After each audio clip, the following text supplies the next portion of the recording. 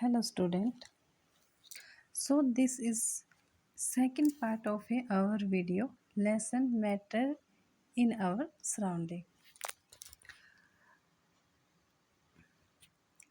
So 1.2 है हमारा characteristic of particles of matter. Particle of matter have space between them. अब हम क्या पढ़ेंगे कि पार्टिकल के बीच में जो हमारे पार्टिकल के बीच में क्या स्पेस होता है हमने आज अब ये पढ़ेंगे। हमने एक्टिविटी 1.1 और 1.2 में we saw that particle of a sugar सा डिटोल और potassium permanganate got evenly distribute in water. Similarly when we make tea coffee और लेमन नींबू पानी particle of one type of matter get into the space between particle of other. जैसे हमने 1 और 1.2 में हमने टॉपिक पढ़े हैं, जो हमने एक्टिविटी की है वही सेम प्रोसेस किस में हो रहा आपका, टी या कॉफ़ी ले लो या फिर आपका नींबू पानी ले लो, सेम इसमें इसी टाइप का प्रोसेस होगा। ठीक है।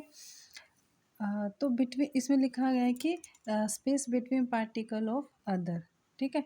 This so that there is enough space between particle of matter. देखो जैसे कि वो स्पेस को कवर कर रहे थे ना, उसी प्रकार ये भी स्पेस को क्या करेंगे, कवर करेंगे। नेक्स्ट आता है आपका particle of matter are continuously moving. ठीक है। क्या आपके पार्टिकल कंटिन्यू लगातार आपके गतिशील होते हैं? तो एक्टिविटी 1.3 में देखो क्या है, put an unlit incense stick in a corner of your class. How close do you have to go near it so as to get its smell? Now light the incense stick. What happened? Do you get the smell sitting at A distance? Record your observation. देखो इसमें normal सी बात है, अगर हम किसी अगरबत्ती को जला के हम अपने घर में ही एक्सपेरिमेंट कर सकते हैं। अगरबत्ती को जला के अगर हम किसी कोने पे रख देते हैं तो क्या होगा, हमें स्मेल से ही पता लग जाएगा ना कि अगरबत्ती जल रही है। तो ये हमें ये ऑब्जर्व इसमें ये बोला गया है कि आपको क्या स्मेल से पता लग जाता है, लग ही जाएगा हमें, नॉर्मल सी बात है। तो ये हमने रिकॉर्ड योर ऑब्जर्वेशन, वो आपने रिकॉर्ड करके अपने ऑब्जर्वेशन नोट करनी है अपनी नोटबुक में। सेकंड एक्टिविटी 1.4 है, टेक 2 गिलास beaker filled with water. Put a drop of blue or red ink slowly and carefully along the side of the first beaker and honey in the same way in the second beaker. Leave them undistributed in your house or in a corner of a glass. Record your observation. What do you observation immediately after adding the ink drop? What do you observation immediately after adding a drop of honey? How many hours or day does it take for the color of ink to spread evenly throughout the water? देखो इसमें बोला गया है कि हम 2 beaker लेते हैं। ठीक है, 2 गिलास या बीकर लेते हैं, उसमें एक ड्रॉप किसकी डालनी है, ब्लू या रेड कलर की हमने इंक डालनी है धीरे धीरे, और फर्स्ट बीकर में, और एक साइड में हम क्या डालेंगे, हनी डालना है। ठीक है, सेकंड बीकर में।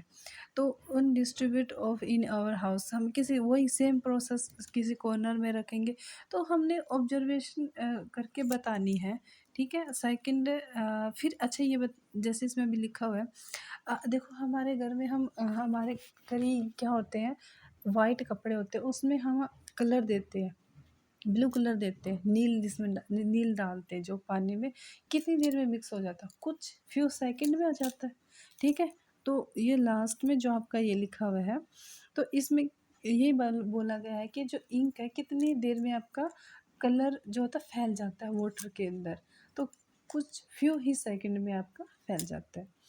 एक्टिविटी 1.5 देखिए, drop A crystal of copper sulphate or potassium permanganate into a glass of hot water and another containing cold water. Do not stress the solution. Allow the crystal or to settle at the bottom. What do you observe just above solid crystal in the glass? What happened as time passes? What does the suggest about the particle solid and liquid? Does the rate of mixing change with temperature? Why and how?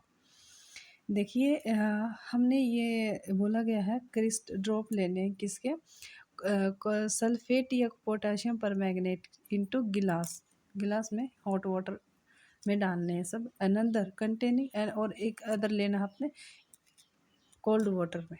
ठीक है, तो आपने ये देखना है कि जो crystal है वो आपके पानी से मतलब कितने ऊपर दिखाई दे रहे हैं।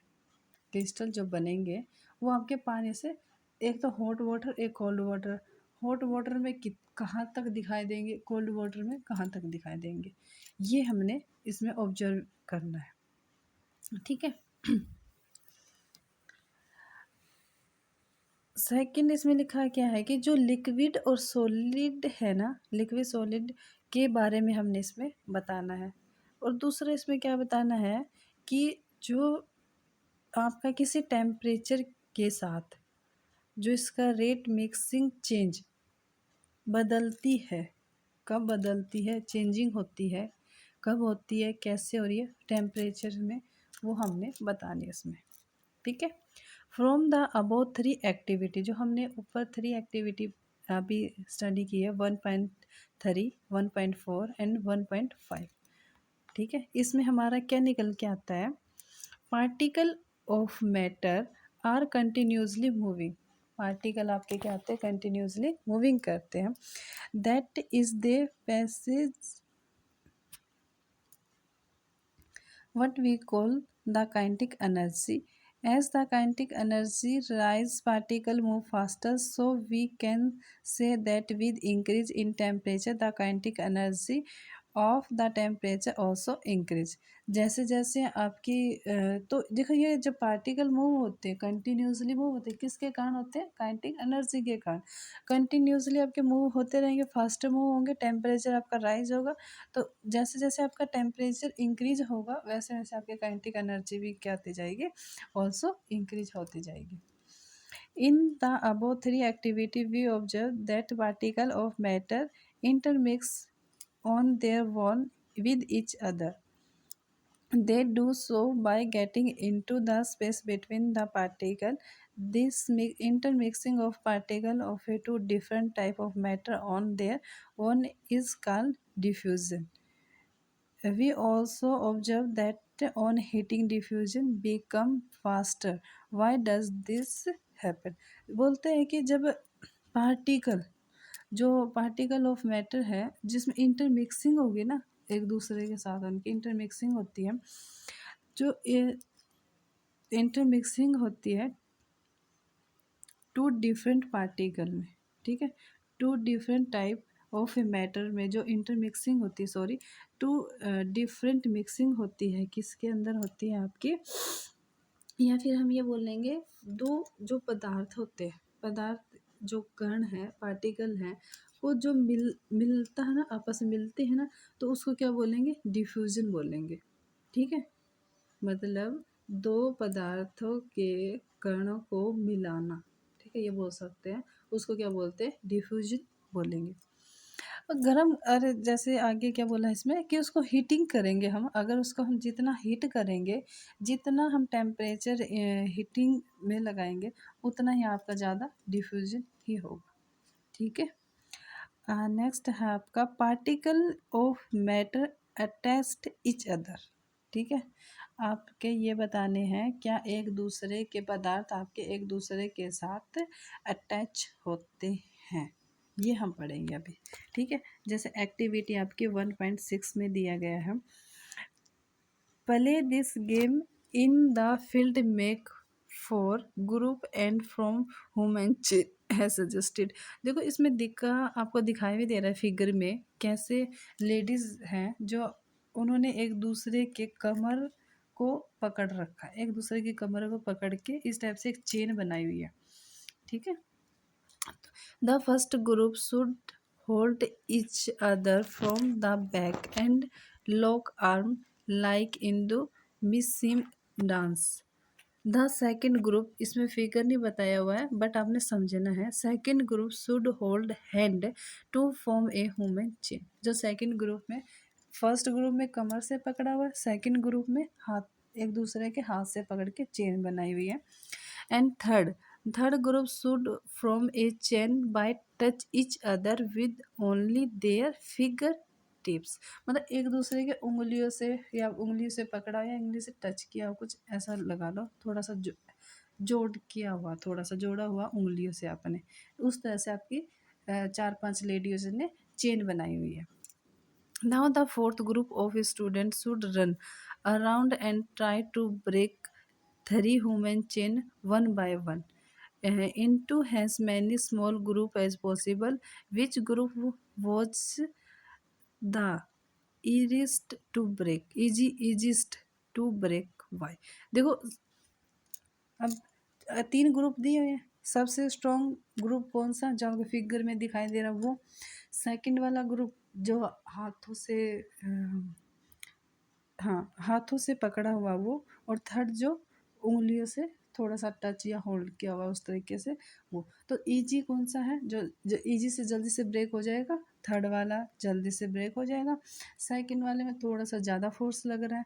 फोर्थ जो फर्स्ट वाला, उसमें सबसे ज़्यादा आपका क्या लग रहा है? फोर्स लग रहा है। Okay,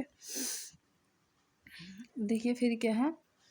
If we consider each student has a particle of matter, then in which group of a particle held each other with the maximum force? ठीक है, तो मैंने अभी बताया ना किस में मैक्सिमम फोर्स लग रहा है, किस चेन को तोड़ ब्रेक करने में हमें ज़्यादा फोर्स लग रहा है। ठीक है। एक्टिविटी 1.7 देखिए। Take an iron nail, a piece of chalk and a rubber band. Try breaking them by harming, cutting, or stretching. In which of the above three substances do you think the particles are held together with greater force? अब देखो वही same बात आ रही है। आप iron ले लो, चौक ले लो या रबर ले लो, सब इन तीनों में से इजी से किसको ब्रेक कर सकते हैं? ठीक है, उसको हम किसी हथौड़े से मारते हैं तो इजी से क्या ब्रेक होगा? आपका चौक चौक ब्रेक हो जाएगा इजी से। रबड़ है, रबड़ को उसको प्रेस तो करेंगे, वो मतलब टूट सकता है, बट वो जो हो इतना भी उसमें फोर्स लगेगा, बट वो इजी से नहीं होगा ब्रेक एकदम से, ये एकदम से टूट गया। रबड़ एकदम से थोड़ी टूटेगा। ठीक है, तो चौक उसको एकदम प्रेस करेंगे, वो शायद टूट जाएगा, चकनाचूर भी हो जाएगा। और आयरन आयरन की नेल है तो वो तो एक नहीं टूटेगी, क्योंकि वो ज़्यादा सॉलिड है ना, तो उसमें ज़्यादा फोर्स लगेगा उसको तोड़ने में भी। ठीक है। एक्टिविटी 1.8 में है। Take some water in a container, try cutting the surface of water with your finger. Were you able to cut the surface of water, what could be the reason behind the force of water remaining together? The above three activity 1.6, 1.7, 1.8। देखो, पानी है, मतलब किसी beaker में डालो या गिलास या किसी कटोरी में डालो हम, तो क्या करते हैं उसमें हमने फिंगर डाल लिया अपने। क्या फिंगर, हमारी फिंगर अगर हम डालते हैं तो पानी को कट करती है? देखना, अगर डाल भी देते हैं, डालेंगे तो जो फिंगर हमारे फिंगर के नीचे ना, नीचे थोड़ा सा पानी का टच रहता ही रहता है। ठीक है, तो हाँ, the above three activity 1.6, 1.7, 1.8 suggested the that particle of matter have force acting between them. The force keeps the particle together. The strength of the force of attraction varies from one kind of matter to another। ठीक है।